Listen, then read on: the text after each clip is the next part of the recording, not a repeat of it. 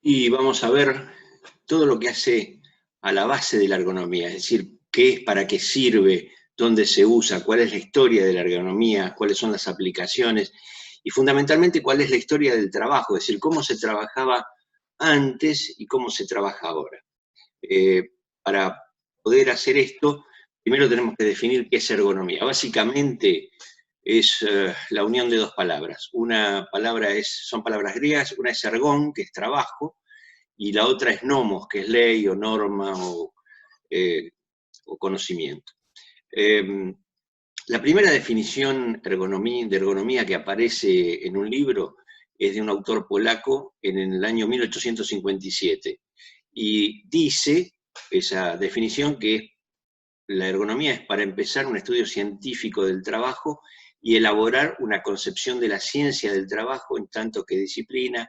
No debemos supeditarla en absoluto a otras disciplinas científicas. En realidad, cuando nosotros hablamos de ergonomía, estamos hablando de la suma de un montón de ciencias que trabajan junto con la ergonomía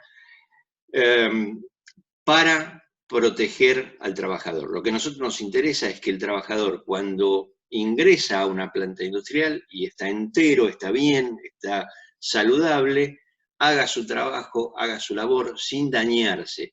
La ergonomía tiene ese trabajo, esa función. Protege las facultades físicas, las facultades racionales, forma parte del trabajo, pero no solamente del trabajo, sino que la ergonomía es aplicable a cualquier cosa que se les ocurra. En materia de definiciones de ergonomía, hay las que quieran, en cantidades que quieran. Cada 4, 5, 6 años, en las reuniones internacionales de los foros de ergonomía, aparece alguna definición nueva. La más conocida, la más antigua, es del año 1949, y dice que es el conjunto de los estudios científicos de la interacción entre el hombre y su entorno de trabajo. Esto comprende prácticamente todo lo que a ustedes se les ocurra. Cuando habla de su entorno de trabajo, estamos hablando de el puesto de trabajo, el banco de trabajo, las herramientas, el ambiente, el ruido, la iluminación, los polvos, los humos, el grado de humedad, el color de las paredes, es decir, todo lo que rodea al hombre en su trabajo y la forma en que se hace ese trabajo forman parte de la ergonomía. No es una ciencia única, sino que es una ciencia multidisciplinaria. Van a ir viendo que a medida que pasan los años se van incorporando estas definiciones o se van ampliando estas definiciones y va integrando cada vez más al hombre en esa definición. Aquí tenemos definiciones del año 2006, 2000, 2007, o sea, esto se va renovando permanentemente y las más actualizadas hablan de una disciplina científico-técnica y de diseño que estudia íntegramente al hombre o grupos de personas en un marco de actuación relacionándolo con las máquinas dentro de un ambiente laboral específico, en busca de la optimización de los 3 elementos del sistema: hombre, máquina, ambiente. A ver, nosotros podemos hacer la definición que querramos de ergonomía siempre que ésta contemple el hombre, su entorno de trabajo y los métodos y tiempos en los cuales está trabajando. ¿Cuál es la función de la ergonomía? Fundamentalmente, lo que está tratando de hacer la ergonomía es lograr 4 cosas. 2 importantísimas. Primera, salud y seguridad.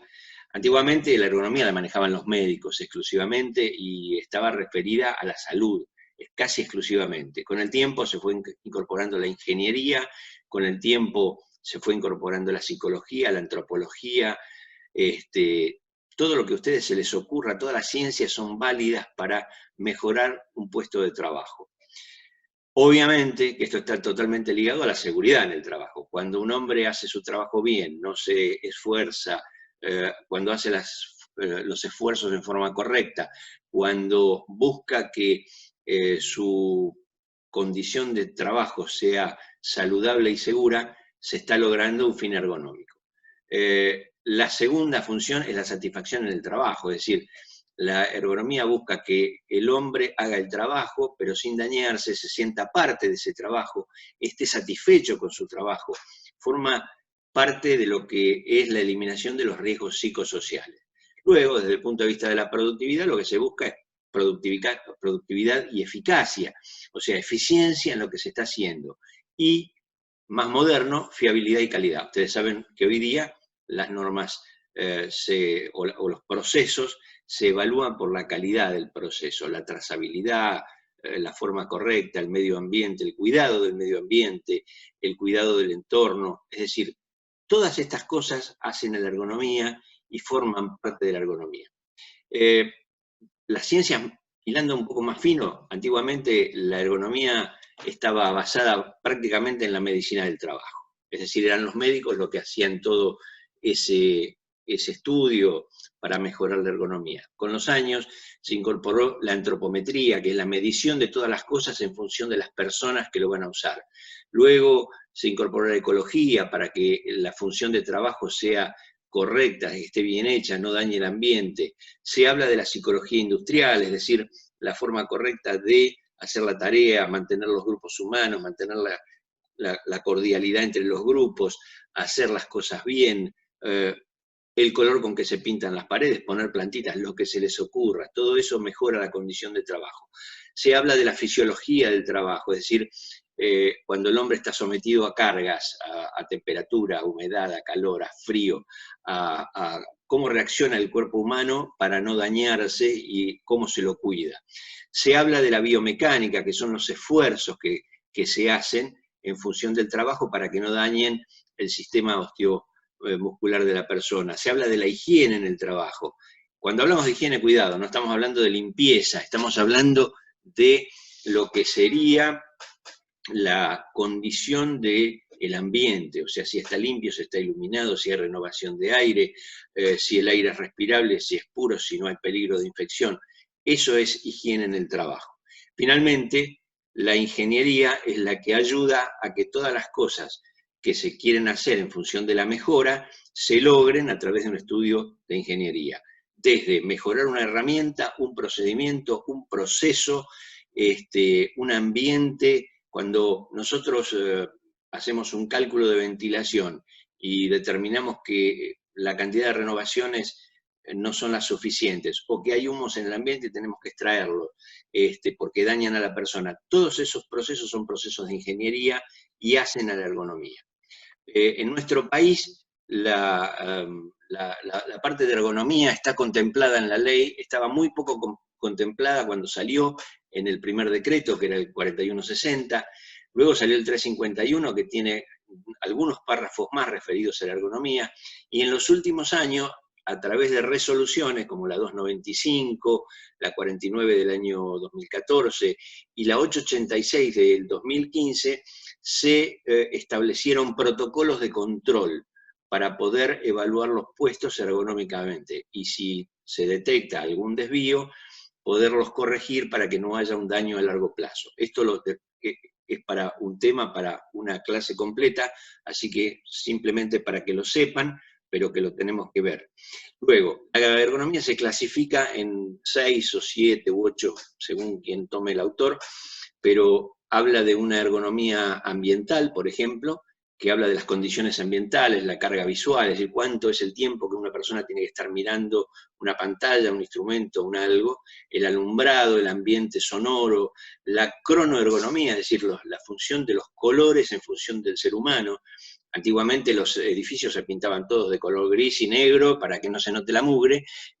Hoy no, hoy las oficinas son de color blanco, de colores claros, son luminosas, los ambientes de trabajo son muy bonitos. Luego hay una ergonomía cognitiva que hace a la percepción y a la carga mental, es decir, el grado de concentración que una persona tiene que tener para hacer su tarea.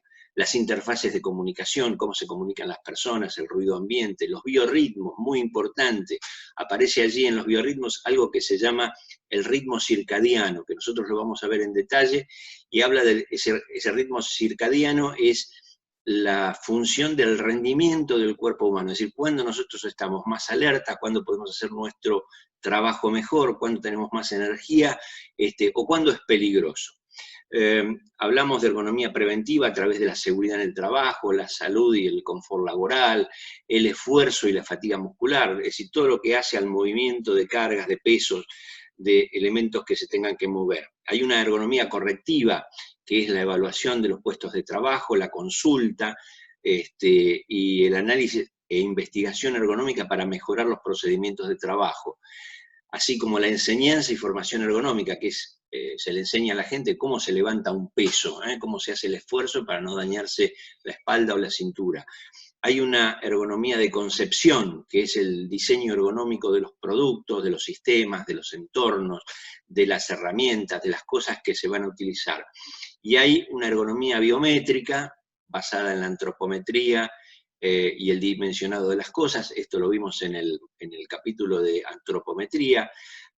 Se habla de la carga física, el confort postural, si uno tiene que estar parado, sentado, acostado, según cómo trabaje el hombre. Se habla de la biomecánica, que son los esfuerzos que hacen las personas en su tarea. Dentro de las áreas de especialización, nosotros vamos a ver, hay muchísimas, vamos a ver dónde arranca esto de la ergonomía. Miren, lo más importante que nosotros tenemos que tener en cuenta es que todo lo que se hace, se diseña, se piensa, tiene que estar pensado en el hombre, en sus medidas, en sus formas, en su capacidad de levantar cosas, en el esfuerzo que tiene que hacer. ¿Dónde arranca esta historia del hombre como centro? Prácticamente en el siglo XIII, cuando comienzan los grandes procesos de intercambio comercial.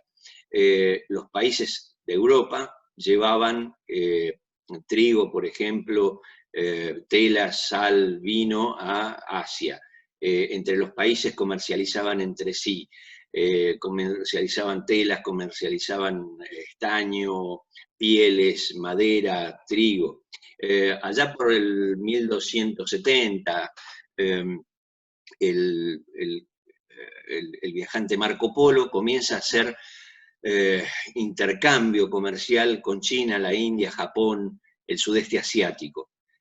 ¿Cuál era el problema? Problema muy simple, no había un sistema de medición para el intercambio, es decir, alguien quería comprar telas y no sabía cómo medirlas, no tenían un sistema de medición como el que conocemos hoy, sea el sistema inglés de la pulgada, el pie, la yarda, lo que sea, o el sistema métrico que nosotros utilizamos.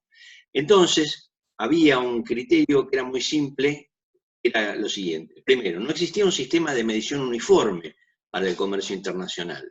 Segundo, cada ciudad, reino o estado tenía su propio sistema de medición para comercializar, con lo cual se generaban muchísimos problemas porque las medidas eran diferentes y era muy difícil evaluar los productos. La necesidad de ese intercambio de mercadería generó un patrón de medidas entre los pueblos, basado en el único parámetro común que tenían todas las civilizaciones. ¿Cuál era ese parámetro común? El hombre. Todos los hombres, sean genoveses, ingleses, austríacos, rusos, chinos, indios, japoneses, tenían hacia ese momento, y hoy, obviamente hoy continúa, algo en común que era que todas las personas eran más o menos de la misma talla. Entonces se usaban las medidas en función de las medidas humanas. El primero que le dio formato a esto fue Leonardo da Vinci, que era médico, ingeniero, cocinero, chef. Era un italiano que sabía mucho, un veneciano en realidad que sabía mucho, y que empezó a darle formato a la medida del hombre. Y entonces inventó un modelo de la medida del hombre que se llamó, que es esta figura que tenemos aquí, que se llamó el hombre de Vitruvio. El hombre de Vitruvio era una persona, un hombre, el dibujo de un hombre que estaba encuadrado en un cuadrado y a su vez en un círculo. ¿Para qué servía esto? Para darle formato o tamaño a las figuras que se dibujaban, al arte. Esto se pensó en el arte, pero fue el primero que le dio formato y tamaño y proporción a las medidas humanas. Vamos a interrumpir aquí y ahora seguimos con la segunda parte.